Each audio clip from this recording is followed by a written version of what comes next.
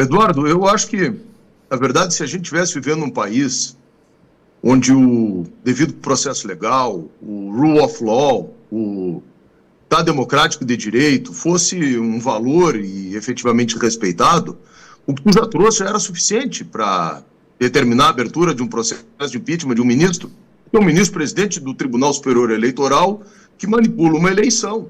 Né? Não tem nada mais grave do que isso numa democracia. Então, isso já seria suficiente e nos entristece, né? Essa covardia do Senado da República, que no final das contas, eu digo, hoje e há algum tempo, o culpado de tudo.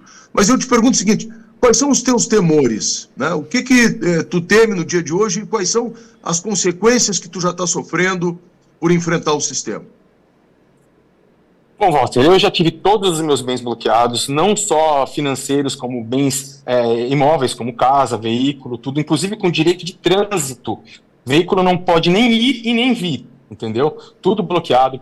O distanciamento familiar, que é terrível, entendeu? O julgamento de poucas pessoas do povo que ficam aí o tempo inteiro falando você não tem prova, é mimimi, é blá blá blá, e não sei o quê, papapá, porque eles esperam que eu jogue tudo de uma vez. E, de fato, jogar as coisas para eles não tem efeito. Se jogando aonde a gente deveria jogar não está tendo, imagina fazer um Big Brother de provas, que são coisas sérias, são coisas que mexem não com uma pessoa, mas sim com o país, entendeu? Mas eu tenho, sim, sofrido diversas perseguições, inclusive perseguições processuais, tá? Se vocês pegarem lá no site do Supremo Tribunal Federal e repararem o processo que ele moveu contra mim, que é uma aberração, né? Por vazamento de dados, aonde ele está preocupado com quem vazou e não com o conteúdo vazado, né? Ou seja, com perdão da palavra, é o poste mijando no cachorro, né?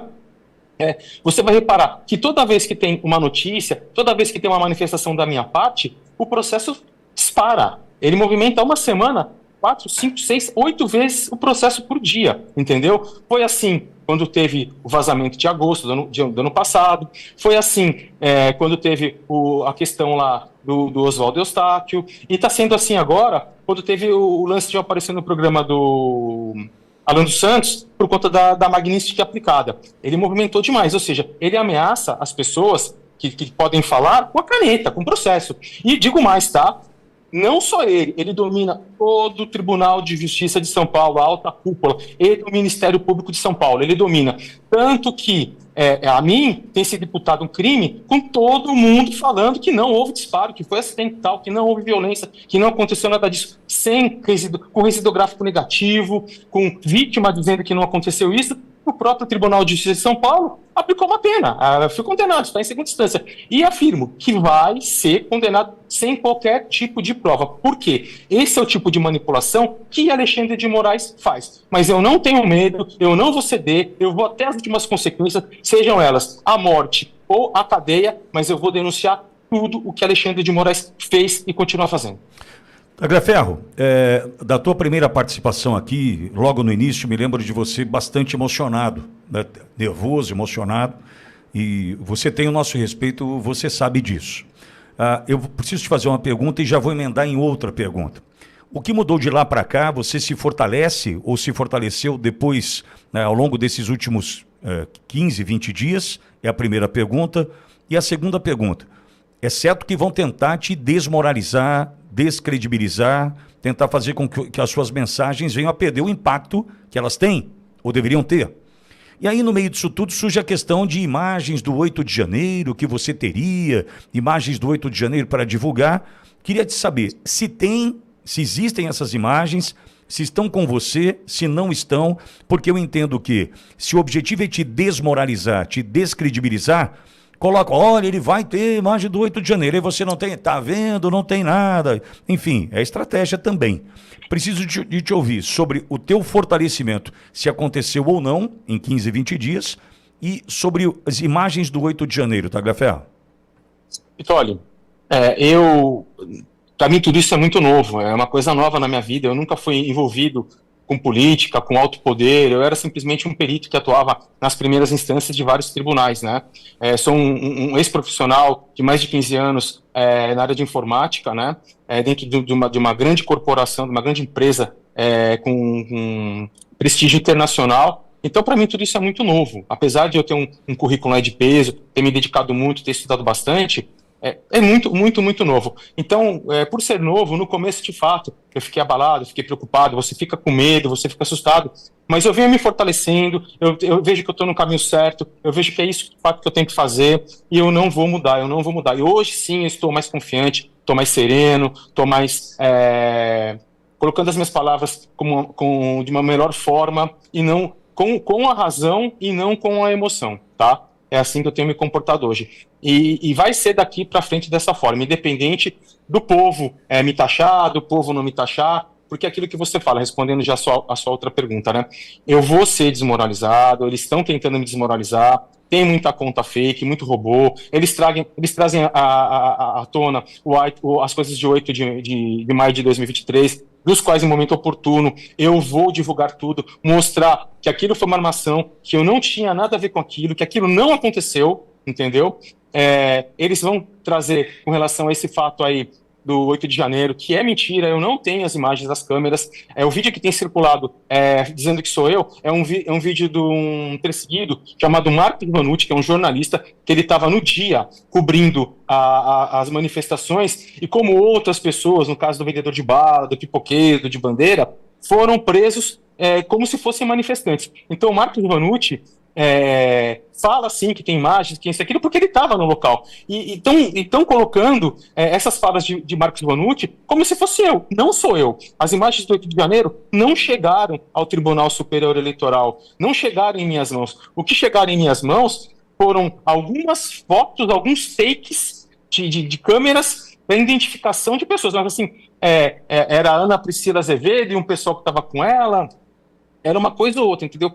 Justamente quando o cara estava de boné com óculos, que era, usando boné e óculos, dificulta um pouco a identificação.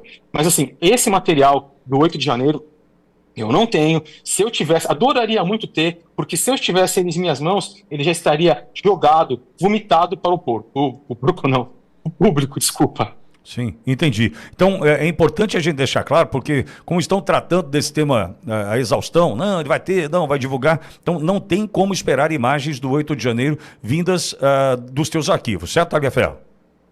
Exatamente. Okay. E da mesma forma que foi divulgado lá no ano passado, não existe 6 gigas de informação. O total que tem no meu telefone, entre conversas, fotos, documentos e vídeos, gira em torno de 1.87 a 2.3 gigas. Não passa disso. Ok.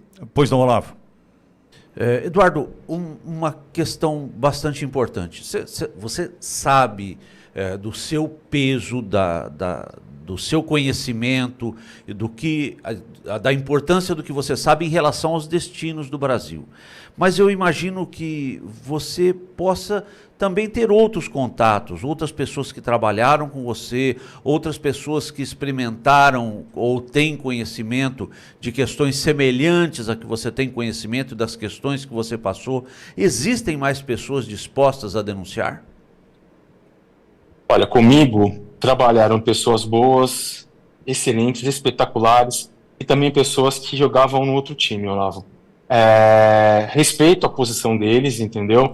Com relação ao silêncio, sei que são pessoas aí que têm suas famílias, que dependem do seu trabalho, diferente do que o povo fala aí, sai, pula fora, joga, some daí, você compartilhou, você fez junto, não. As coisas não são assim, entendeu? Existe muita coisa envolvida, existe família, existe o fato da própria perseguição, o medo de ser assassinado, o medo de ser perseguido. Vejam, por exemplo, eu trabalhei lá e hoje eu sou perseguido por eles. Então, da mesma forma que eu sou perseguido, todos ali vão ser perseguidos. E assim, é muito difícil você ter a coragem de enfrentar o sistema, de colocar tudo para trás disso, né? Colocar a família, deixar tudo isso de lado para enfrentar. Então, eu acredito que nenhum deles vai se manifestar, a não ser eu. Tagliaferro, o Walter também tem mais uma questão. Pois não, Walter? Olha, eu só quero ver cá, na Câmara dos Deputados e no Congresso, Tagliaferro, tem alguma perspectiva desse assunto ser pautado, de avançar mais ainda? Olha, o Walter, o único deputado que fala comigo, né, apesar de todos aí terem feito um barulho, o Farrur, acho que fala Talhaferro, não sei, todos os outros fizeram um monte de barulho, o único que fala comigo hoje é o Gustavo Gayer, e ele sim está pautando aí, não para essa quarta, para a próxima, a comissão da censura, no qual eu vou participar. Do resto, eu não tenho visto nada. Eu espero o apoio deles, eu espero que eles divulguem, eu espero que eles apoiem tudo que eu estou fazendo, justamente porque é uma questão, não é uma questão minha, é uma questão do Brasil, é uma questão do povo, é uma questão deles. Eles foram eleitos para representar o povo, entendeu? E eles não estão fazendo dessa forma. Não sei qual o motivo, não sei o que tem por trás, não só os deputados, como os senadores, governadores, prefeitos e vereadores. Todos estão assustados, com medo, acredito que seja isso, todos estão aí se dobrando seus joelhos para o ministro Alexandre de Moraes. Tagliaferro, uma última questão. Tem uma entrevista agora, a gente vai tratar do assunto da sequência do ministro Alexandre de Moraes para o Washington Post, né? Tratando do assunto, tratando de sanção e dizendo o ministro que ele vai seguir em frente, vai dobrar, vai multiplicar as apostas, né? Tem essa fala. Aí no meio disso tudo teve o áudio vazado do Dr. Ayrton Vieira, né, num tom linear, flat, sem emoção alguma, dizendo que não teria condição de pular do barco porque ficaria ruim, né, constrangedor pular do barco naquele momento, enfim. Você entende que, de fato, independentemente do que já vem dos Estados Unidos, eles continuarão a multiplicar as apostas, Tagliaferro?